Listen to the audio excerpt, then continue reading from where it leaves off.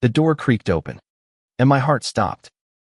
I stood there, half naked, my reflection in the mirror betraying every ounce of my panic. Before I could grab my shirt, Ethemy, Dad's best friend, stood frozen in the doorway, his eyes wide with something I couldn't name. It wasn't just the embarrassment of being caught in my childhood bedroom, mid-change, at 22 years old. It was the way his gaze lingered, not judgmental, not mocking, but heavy with a quiet intensity that made my skin burn. That moment, that single heartbeat, cracked open a truth I'd buried for years, one I wasn't ready to face. My name is Caleb, and I grew up in a small town outside Portland, Oregon, where the rain never stops and secrets fester like damp rot. My dad, a gruff mechanic with a heart bigger than his toolbox, raised me alone after Mom left when I was 6. Ethan, his best friend since high school, was always around fixing our leaky roof, tossing a baseball with me in the backyard, or just sitting on our porch with a beer, laughing with Dad. Ethan was family, the kind you don't question. He was also the first man I ever loved, though I didn't know it until that summer of 2023, when everything changed. I'd come home from college for the summer, my head a mess of philosophy books and half-formed dreams. I was majoring in English at Oregon State, trying to figure out who I was while dodging questions about girlfriends I didn't have.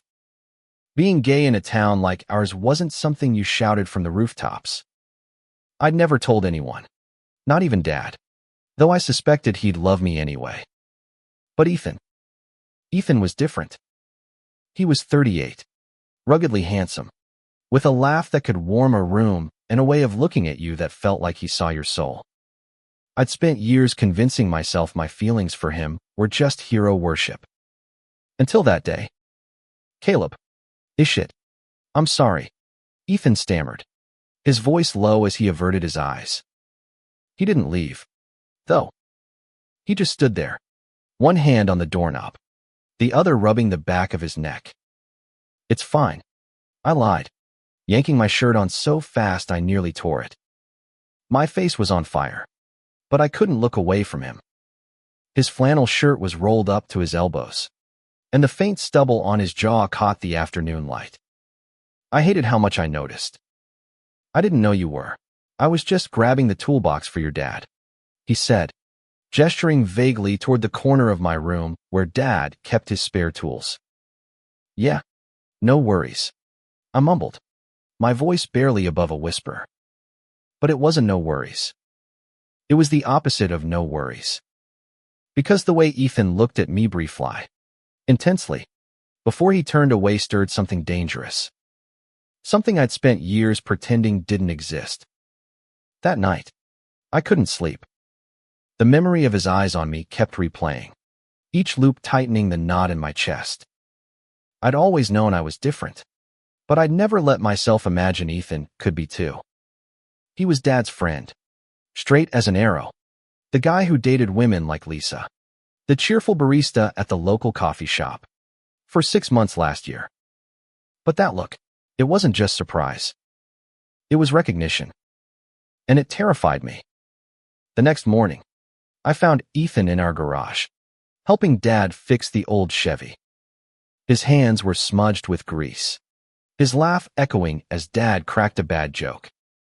I stood in the doorway, invisible, watching the easy way they moved together, like brothers. But when Ethan glanced up and caught my eye, the air shifted. He smiled, but it was cautious, like he was testing the waters. I nodded back, my throat tight, and retreated to the house before Dad could notice. Caleb, you okay? Dad called after me, his voice warm but curious. Yeah, just tired, I shouted back, already halfway up the stairs.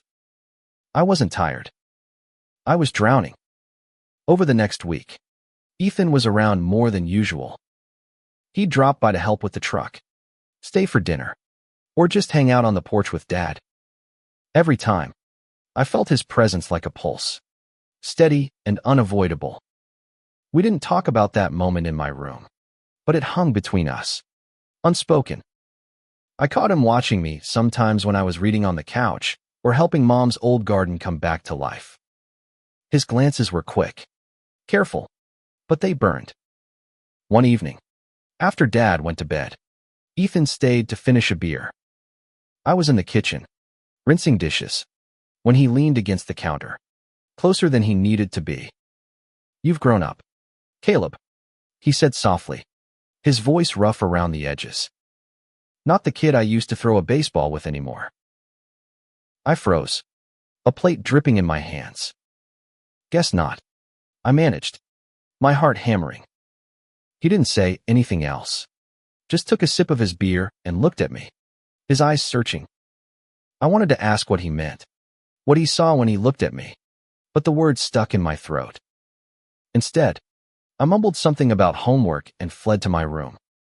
That night, I lay awake, staring at the ceiling.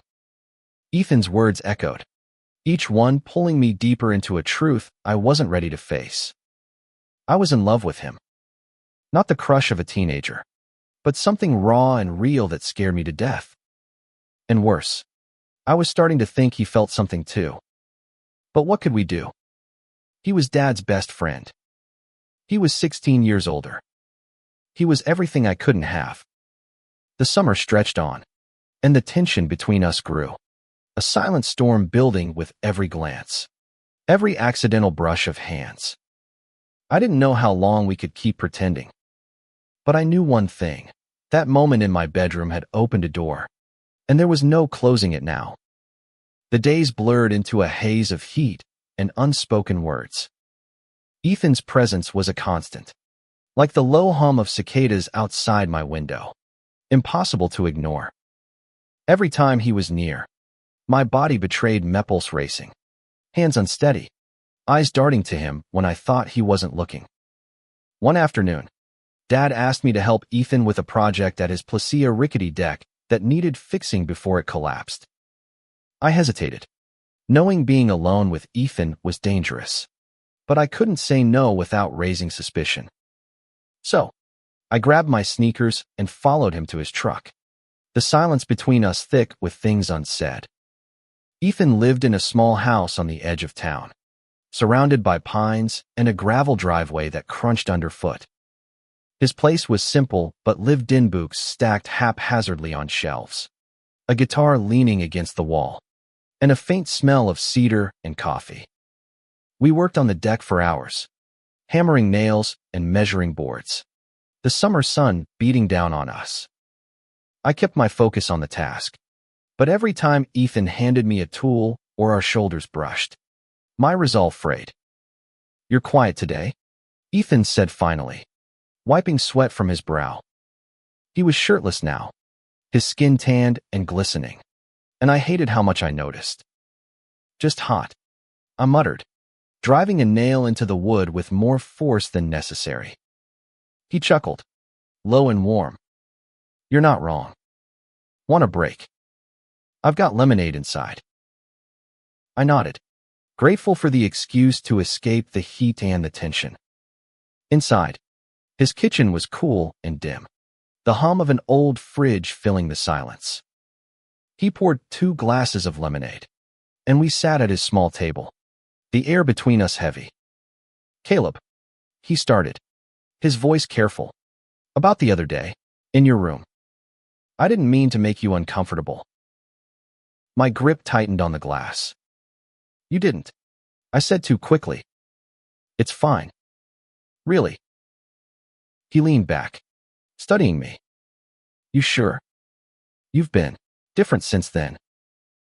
I wanted to laugh, to scream, to tell him that different didn't begin to cover it. Instead, I took a sip of lemonade, the tartness sharp on my tongue. "I'm just figuring stuff out," I said, my voice barely steady. "College, life, all that." He nodded, but his eyes didn't leave mine.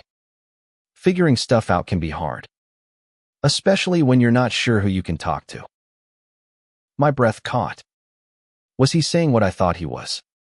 Or was I reading too much into it, desperate for a sign that I wasn't alone in this? Before I could respond, He stood and grabbed his shirt from the counter, pulling it on with a casualness that felt forced. "Come on," he said. "Let's finish that deck before your dad thinks we're slacking." We worked until dusk, the sky turning a bruised purple. When we were done, Ethan offered to drive me home, but I said I'd walk.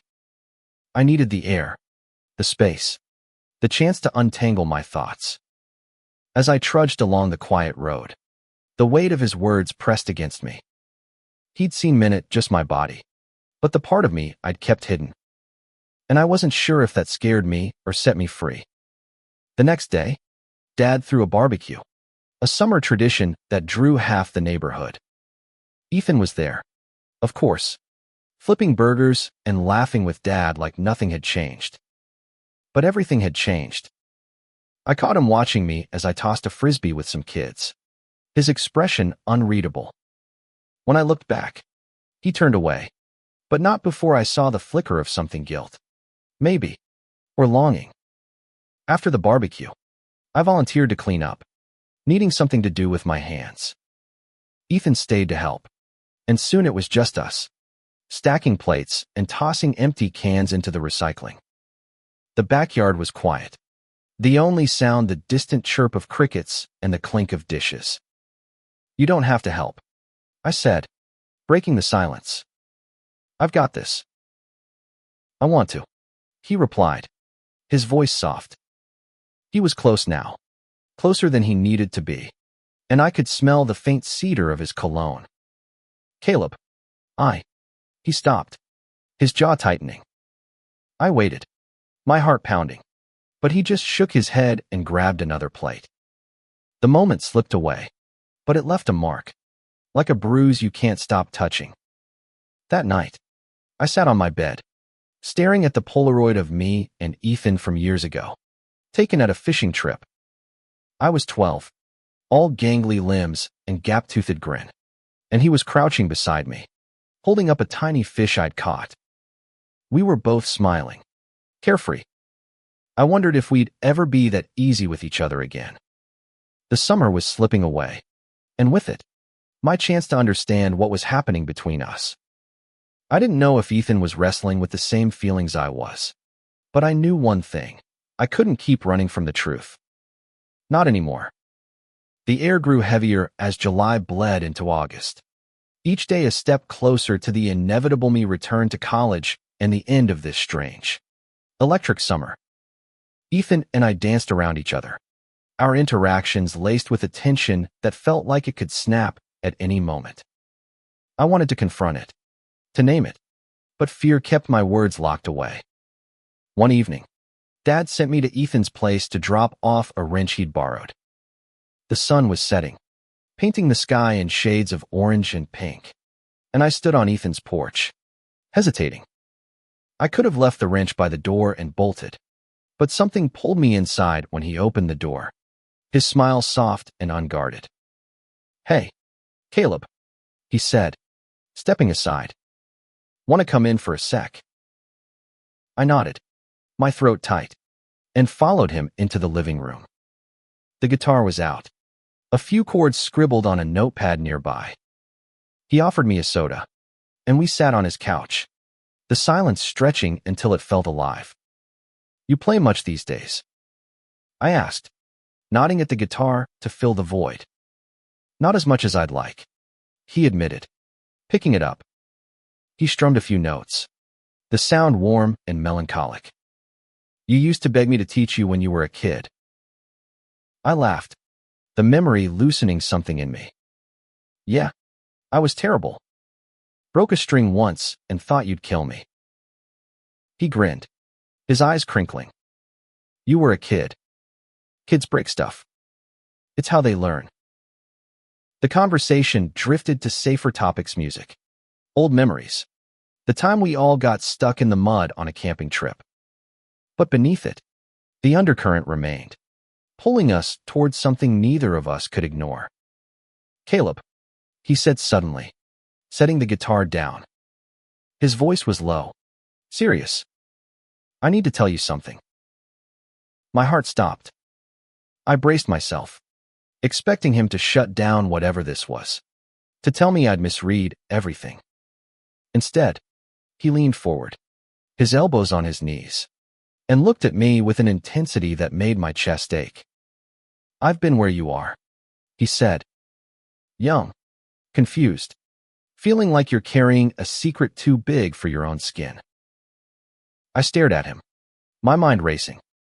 "What do you mean?" He took a deep breath, his hands clasped tightly. "I mean, I'm not as straight as everyone thinks. Never have been. But in a town like this, with people like your dad, it's not something you just say." The world tilted. Ethemy, Dad's best friend, the man I'd idolized my whole life, was telling me he was gay. Or at least, not straight. I opened my mouth, but no words came out. He kept going, his voice steady but raw. "I saw it in you. That day in your room. The way you looked at me. The way you've been looking at me all summer. It's the same way I used to look at someone when I was your age. And it scared the hell out of me, because I know what it's like to want something you think you can't have." I felt like I was falling. "Ethan, you don't have to say anything." He cut in, his voice gentle. I needed you to know you're not alone. And that you don't have to hide forever." Tears stung my eyes, but I blinked them back. For the first time, I felt seen, not just by Ethan, but by someone who understood the weight of the secret I'd carried for years.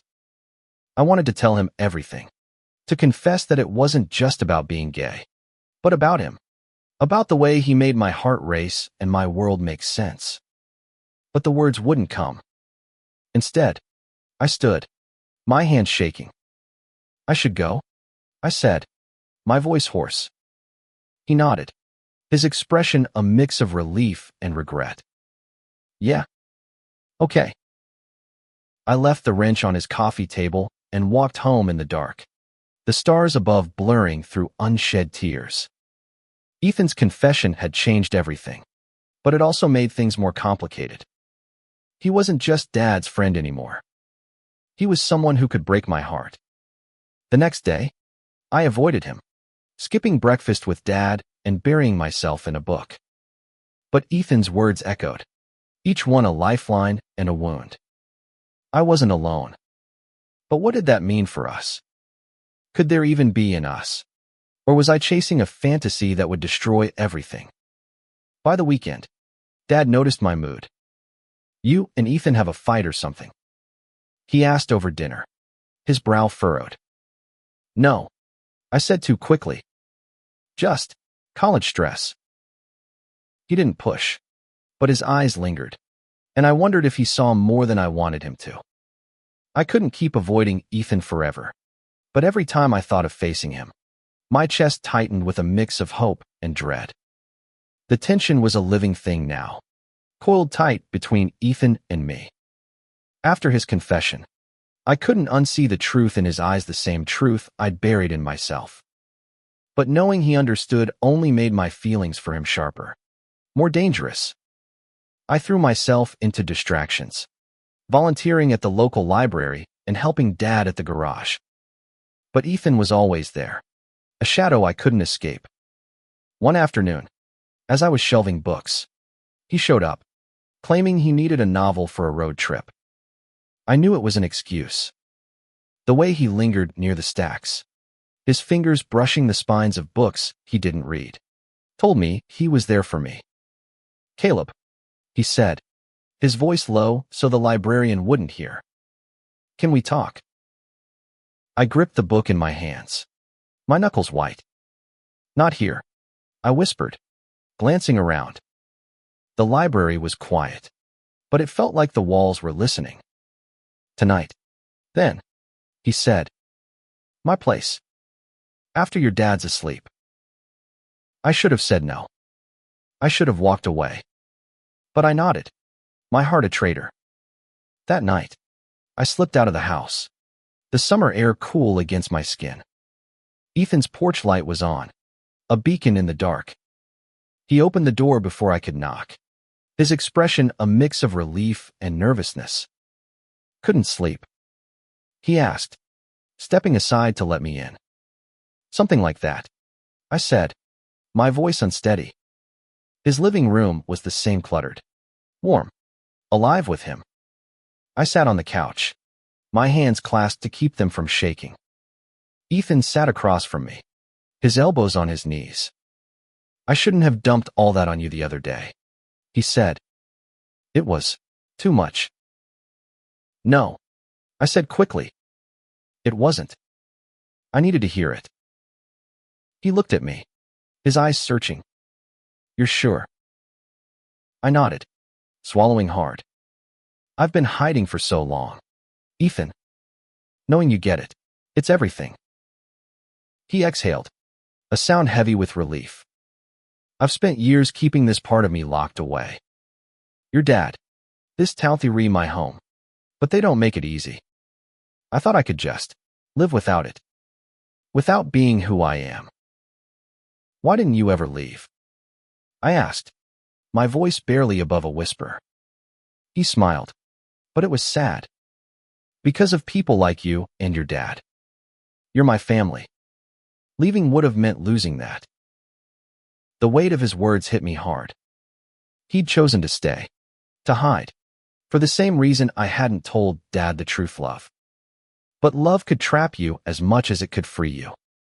Ethan, I said, my voice breaking. I don't know how to do this.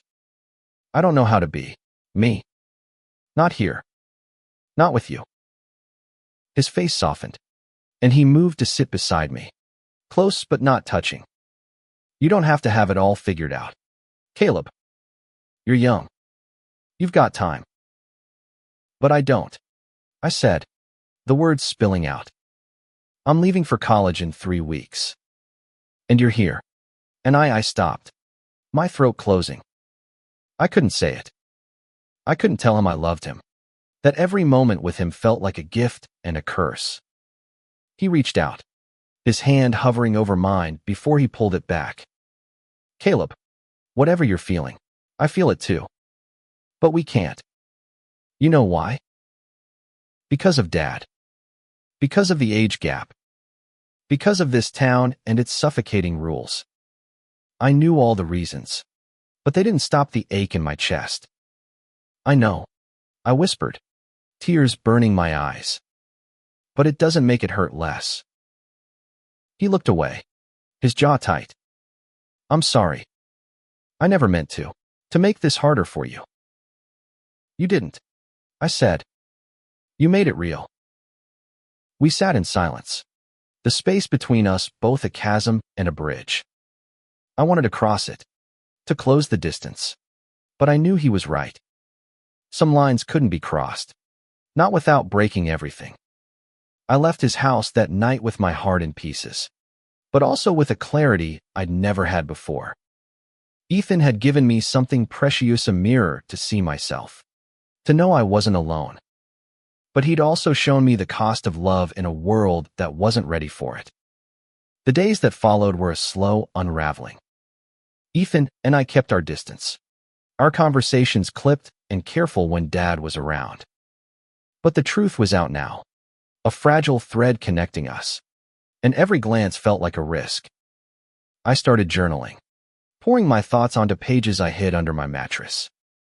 Writing was the only way to make sense of the storm inside Malov. Fear, hope, all tangled together. I wrote about Ethan, about the way his laugh made my chest ache, about the fear of losing him if I spoke the truth too loudly. One evening, Dad caught me off guard. You and Ethan seem off, he said, tossing a wrench into his toolbox. We were in the garage, the air thick with oil and summer heat. You sure nothing's up? My heart raced. We're fine, I lied, focusing on the tire I was patching. Just busy. Dad grunted, but his eyes lingered, sharp and knowing. You'd tell me if something was wrong, right? Yeah, I said, my voice hollow. I hated lying to him, but the truth felt like a grenade I couldn't pull the pin on. That night, I couldn't sleep. I slipped out to the backyard, sitting on the old swing Dad had built when I was a kid. The stars were bright, and the air was cool, but my mind was a mess. I didn't hear Ethan approach until he spoke. Couldn't sleep either. He asked, his voice soft in the dark. I looked up, startled. He was leaning against the porch railing, a bottle of water in his hand. Yeah, I said. Too much on my mind. He sat beside me on the grass, keeping a careful distance. Want to talk about it? I laughed. A bitter sound. You know what it's about. He nodded, his expression heavy. Caleb, I've been thinking, maybe I should leave for a while. Give you some space. Panic gripped me. No, I said, too loud. Don't. I don't want you to go. He looked at me, his eyes soft but pained. I'm not good for you right now. You're young. You're figuring yourself out. You don't need me complicating things. You're not complicating anything, I said, my voice breaking. You're the only one who makes it make sense. He exhaled, running a hand through his hair. You don't know what you're asking for. Caleb. It's not simple. Your dad. This town. It could ruin everything. I don't care, I said, the words spilling out before I could stop them. I love you, Ethan. I've loved you for years, and I can't keep pretending I don't. The silence that followed was deafening. Ethan's face was a storm of emotion, shock, fear, something softer I couldn't name. Caleb, he whispered, you can't say that. Why not? I demanded, tears spilling over. It's the truth. Because I'm too old for you, he said, his voice raw. Because I'm your dad's best friend. Because if anything happened, it'd break him. And you. I don't care, I repeated, my voice shaking. I'd rather break than keep hiding. He stood, pacing a few steps away, his hands clenched. You think it's easy for me. You think I don't feel it too. Every time I look at you. He stopped, his voice cracking. I can't do this to you. Or to him. I stood too, closing the distance between us. Then what do? Pretend this doesn't exist. Go back to acting like nothing's changed. He didn't answer, just looked at me, his eyes full of everything we couldn't say. For a moment, I thought he might kiss me. I wanted him to. But instead, he stepped back, his hands raised like a surrender. I need time, he said. And so do you. He walked back to the house, leaving me alone under the stars. I sank onto the swing, my chest tight with grief and love and everything in between. I'd said it. I'd told him the truth. And now, I didn't know if I'd lost him forever. The confession hung over me like a storm cloud, heavy and unyielding. Ethan avoided me for days, and I let him, too raw to face him after bearing my soul. But the silence was worse than the tension, a void that swallowed every thought. Dad noticed. You sure you're okay, kid? He asked one morning, his voice gentle as he handed me a mug of coffee. You've been quiet. Just thinking about college. I lied, staring into the black liquid. I couldn't tell him the truth, not yet. Maybe not ever. I threw myself into packing for school, folding clothes and boxing up books, each item a reminder that I was leaving soon. Leaving Ethan. Leaving the possibility of us. The thought made my chest ache, but I didn't know how to fix it. One evening, I found Ethan's truck parked outside our house. He was in the garage with Dad, their voices low and serious. I lingered in the doorway, catching fragments of their conversation, something about Ethan taking a job in Seattle for a few months. My heart sank. He was leaving. Not just giving me space, but leaving town. I slipped away before they saw me, my mind racing. Was this because of me? Because of what I'd said? That night, I couldn't take it anymore. I biked to Ethan's house, the cool night air stinging my face. He was on his porch, strumming his guitar, the notes soft and mournful. He looked up when he saw me, his expression guarded. "Caleb," he said, setting the guitar down. "What are you doing here?" "You're leaving," I said, my voice shaking. "Because of me." He sighed, rubbing his face. "Not because of you. Because I need to figure things out. For both of us." "That's bullshit," I snapped, stepping closer. "You're running away." He stood, his eyes flashing. "You think I want to? You think this is easy? I'm trying to do the right thing, Caleb. For you. For your dad." "The right thing." I laughed, bitter and broken. "The right thing is being honest. I told you how I feel. You said you feel it too. So why are we pretending it's nothing?" "Because it has to be nothing," he said, his voice low and pained. "You're 22. You've got your whole life ahead of you. I'm not going to be the guy who screws that up." "You're not screwing anything up," I said, tears burning my eyes. "You're the only one who's ever made me feel like I'm enough." He froze, his breath catching. For a moment, we just stood there, the night pressing in around us. Then, slowly, he stepped closer, his hand reaching for mine. His touch was warm, steady, and it sent a jolt through me. "Caleb," he whispered, his voice breaking. "I can't lose you. But I can't have you either." I didn't think. I just leaned in, closing the distance, and kissed him. It was soft, desperate, a collision of everything I'd held back for years. For a moment, he kissed me back, his hands cupping my face, and it was everything I'd ever wanted. Then he pulled away, his eyes wide with panic. "We can't," he said, stepping back. "Caleb, we can't." I stood there, breathless, my heart shattered. "Then why does it feel so right?"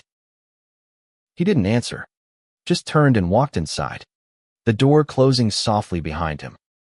I biked home in the dark, tears streaming down my face, the memory of his lips burning into me. I'd crossed the line, and there was no going back. The kiss changed everything.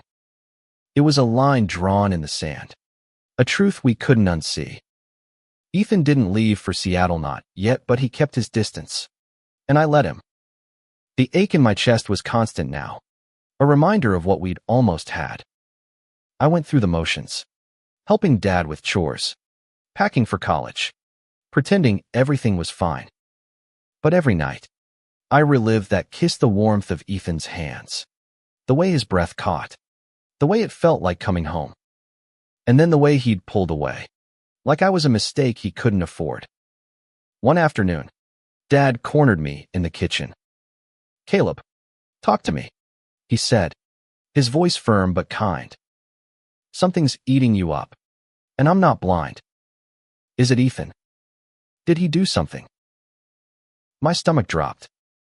"No," I said, too fast. "He didn't do anything. It's just me. I'm figuring stuff out."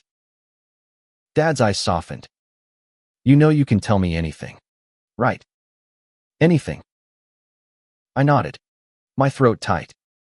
I wanted to tell him about me, about Ethan, about the mess of feelings I couldn't untangle. But the words stayed stuck, locked behind years of fear. That night, I found a note slipped under my door. Ethan's handwriting, simple and stark: "Meet me at the lake." Midnight. My heart raced. The lake was our place, mine. Dad's. Ethan's, where we'd fished and laughed and built memories. I didn't know what he wanted, but I couldn't stay away. The lake was still under the moonlight, the water reflecting stars like scattered diamonds. Ethan was there, sitting on a fallen log, his silhouette sharp against the silver glow. He looked up when he heard my footsteps, his face unreadable. "I'm sorry," he said before I could speak. "For the other night. For everything." "Don't be," I said, sitting beside him. "I'm not sorry." He looked at me, his eyes full of pain and something softer. "Caleb, you deserve better than this. Better than me. You deserve to live your truth, not hide it like I have." "I don't want better," I said, my voice steady. "I want you." He shook his head, but his hand found mine, his fingers lacing through my own.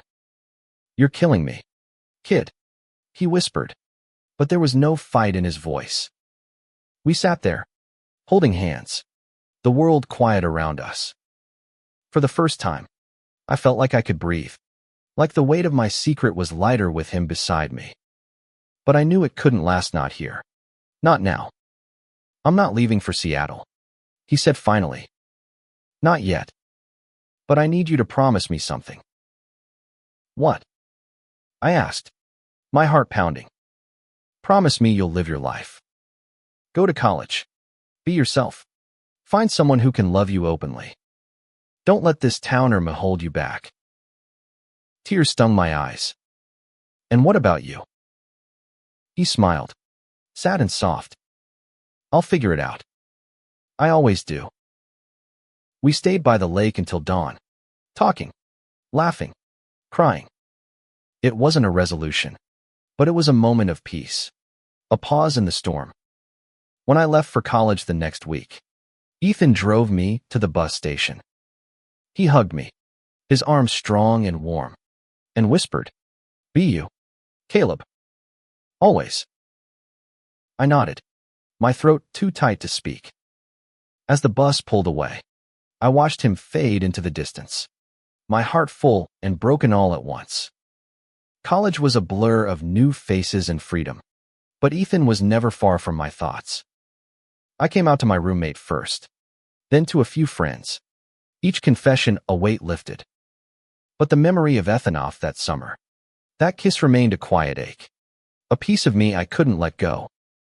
I called Dad every week, and he'd mention Ethan in passing, how he was fixing up his house, how he'd started playing gigs at a local bar. Each update was a lifeline, a reminder that Ethan was still there, living his life while I tried to build mine. One weekend, I came home for Thanksgiving. The town was the summer rain-soaked, familiar, suffocating. Ethan was at our house when I arrived, helping Dad with the turkey. He looked up when I walked in, his smile hesitant but warm. "Hey, college boy," he said, his voice light but his eyes heavy with meaning. "Hey," I said, my heart racing.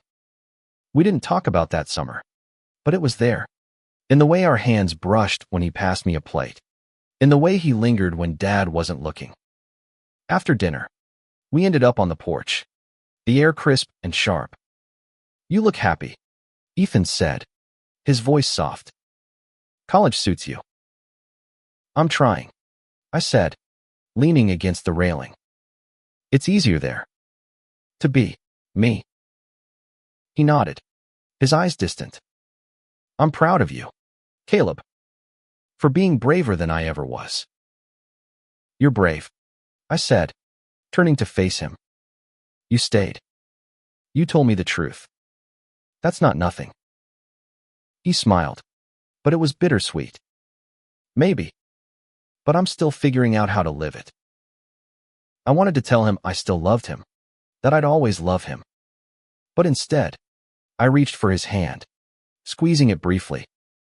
"You will," I said, "and I'll be here when you do." He squeezed back, his touch a promise and a farewell. We stood there, the night wrapping around us, two people caught between love and duty, truth and fear.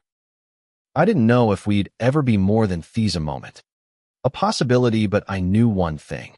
Ethan had given me the courage to be myself, and that was enough. Years later, I'd hear Ethan had moved to Portland, living openly with a partner, playing music in bars filled with people who loved him for who he was. I'd smile, my heart full, knowing we'd both found our way.